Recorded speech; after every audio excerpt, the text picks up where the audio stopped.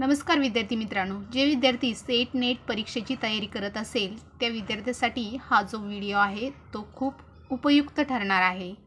तर वारंवार पर्यावरण या टॉपिकवर विचारले जाणारे जे प्रश्न आहेत त्या प्रश्नांचे उत्तरं या ठिकाणी दिलेले आहेत। तर विद्यार्थी मित्रांनो, चला वाचन करू या प्रश्नांचं। तर पहिला प्रश्न आहे, क्योटो प्रोटोकॉल हा डॅश डॅशशी संबंधित आहे। तर उत्तर आहे वैश्विक वातावरण बदल। दुसरा प्रश्न आहे, घरगुती कारणासाठी पाणी गरम करण्यासाठी पुढीलपैकी कोणता नैसर्गिक सौर ऊर्जा प्रणाली वापरली जाते? तर या ठिकाणी आहे सौर औष्णिक ऊर्जा। त्यानंतर तिसरा प्रश्न आहे, आपल्या पाण्यामध्ये जलीय वनस्पतीची अमाप वाढ डॅश डॅशमुळे होते। तर उत्तर आहे नायट्रेट व फॉस्फेटमधील वाढ। त्यानंतर पुढचा प्रश्न आहे, खालीलपैकी हवा प्रदूषण करण्यासाठी घटकापैकी कोणते घटक ॲसिड रेन होण्यास कारणीभूत ठरतो? तर या ठिकाणी प्रश्नाचं उत्तर आहे SO2। त्यानंतर पाचवा प्रश्न आहे, महापालिकेचा ओला घन कचरा डॅश डॅशचा वापर करून माती सुपीक करता येऊ शकते? तर आन्सर आहे कंपोस्टिंग। त्यानंतर सहावा प्रश्न आहे, पाण्यामध्ये ई कोली असणे म्हणजे पाणी ई डॅश डॅशमुळे दूषित करण्याचे दर्शक आहे। तर आन्सर आहे मलमूत्र। त्यानंतर पुढचा प्रश्न आहे, नागरी वस्तीसाठी दिवसा ध्वनी तीव्रतेच्या पातळीचे जास्तीत जास्त प्रमाण पुढील प्रमाणे आहे। तर 55 dB। त्यानंतर पुढचा प्रश्न आहे, घातक कचरा सीमापार चळवळीचे नियमन व नियंत्रण करणाऱ्या परिषदेला टिंबटिंब म्हणून ओळखलं जातं? तर आन्सर आहे बेसेल परिषद।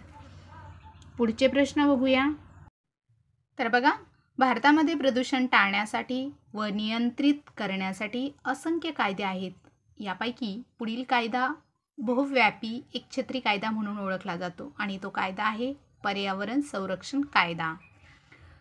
हे वेगवेगळे जे प्रदूषण असतात ते टाळण्यासाठी हा पर्यावरण संरक्षण कायदा अंमलात आलेला आहे। त्यानंतर पुढचा प्रश्न आहे, सामाजिक व आर्थिक विकासासाठी युनायटेड नेशनने शाश्वत विकासासाठी किती ध्येय ठरवलेली आहेत? तर युनायटेड नेशननी शाश्वत विकासासाठी 17 ध्येय ठरवण्यात आलेली आहे। त्यानंतर पुढचा प्रश्न आहे, पुढीलपैकी कोणता कचरा हानिकारक प्रकार समाविष्ट होत नाही? तर शेतामधील जो पालापाचोळा जो असतो, पानपाचोळा, तो जो कचरा आहे तो हानिकारक प्रकारामध्ये समाविष्ट होत नाही। त्यानंतर पुढचा प्रश्न आहे, सन 1992 मध्ये डॅश डॅश येथे संयुक्त राष्ट्रसंघाची पर्यावरण व विकासासंबंधीची परिषद भरली होती? तर रिओ डी जानेरो येथे ती परिषद भरवण्यात आली होती। त्यानंतर पुढचा प्रश्न आहे, मानवी व प्राणी पेशी अवयव व दूषित शरीर अवयव या जैववैद्यकीय कचऱ्याची विल्हेवाट टिंबटिंबाच्या साहाय्याने लावावी? तर कशाच्या साहाय्याने लावावी?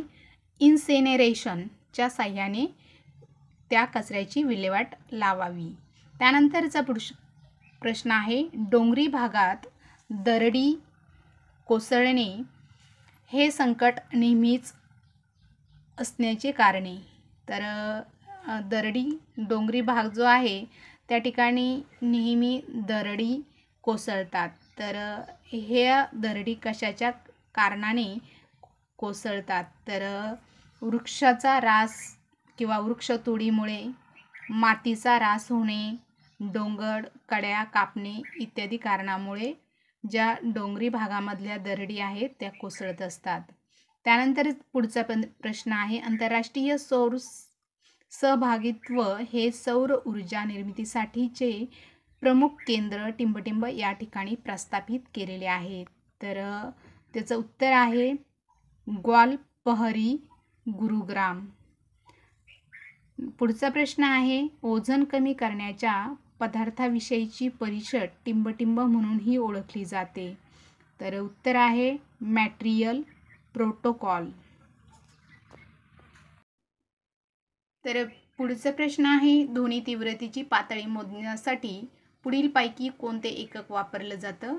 तर या ठिकाणी उत्तर आहे DB म्हणजे डिसेबल. हे जे एकक आहे ते ध्वनीची तीव्रतेची पातळी मोजण्यासाठी वापरलं जातं.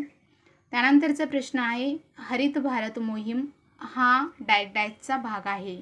तर हरित भारत मोहीम जी आहे ती वातावरणीय बदलासाठीची राष्ट्रीय कृती योजना आहे. त्यानंतरचा प्रश्न आहे, आंतरराष्ट्रीय सौर सहभागित्व हे सौर ऊर्जा सहकार्य विकासासाठी कोणी प्रस्तावित केले होते? तर याचं उत्तर आहे भारतीय प्रधानमंत्री. त्यानंतरचा प्रश्न आहे, अन्न साखळीतून निर्माण होणारी विषारी जे रसायनं असतात, रसायनं डॅश याला कारणीभूत होतात? तर उत्तर आहे जैव विस्तारीकरण. अन्न साखळीतून निर्माण होणारी जी विषारी रसायनं जैव विस्तारीकरण याला कारणीभूत होतात. त्यानंतरचा प्रश्न आहे, पुढीलपैकी कोणता कचरा हानिकारक प्रकारात समाविष्ट करण्यात आलेला आहे? तर जो रासायनिक कचरा आहे तो हानिकारक कचऱ्यामध्ये समाविष्ट करण्यात आलेला आहे. त्यानंतरचा प्रश्न आहे, प्रामुख्याने मल प्रकाराचे पाणी दूषित करण्यास कारणीभूत आहे? तर घरातून येणारे जे सांडपाणी आहे ते पाणी दूषित करण्यासाठी कारणीभूत ठरतं. त्यानंतरचा प्रश्न आहे, पुढीलपैकी कोणत्या वायूमुळे स्ट्रॅटोस्फिअरच्या ओझोनचा नाश करण्यास कारणीभूत आहे? तर बघा, ओझोनचा जे थर आहे तो नाश करण्यास कारणीभूत असणारा जो वायू प्रकार आहे तो क्लोरोफ्लोरोकार्बन हा जो रासायनिक वायू आहे तो कारणीभूत होतो. त्यानंतरचा प्रश्न आहे, पाण्याचे संधारण करण्यासाठी जलयुक्त शिबिर ही योजना कोणत्या राज्यात घेण्यात येत आहे? तर पाण्याचे संधारण करण्यासाठी जलयुक्त शिबिर ही योजना जी आहे ती महाराष्ट्र राज्यामध्ये घेण्यात येत आहे. तर पुढचा प्रश्न आहे, पुढीलपैकी कोणतं साधन पुन्हा नवीन करण्याजोगे आहे? तर कोणतं साधन आहे ते नवीन करण्याजोगा आहे? तर जंगल हा जो प्रकार आहे तो तोडल्यानंतर परत तो नव्याने लागण करून परत त्याला वाढवता येतात. त्यानंतर ते जंगलामधले झाडे पुन्हा लावून मोठी करता येतात. त्यानंतरचा प्रश्न आहे, भोपाळ दुर्घटना कोणत्या कारणामुळे घडली?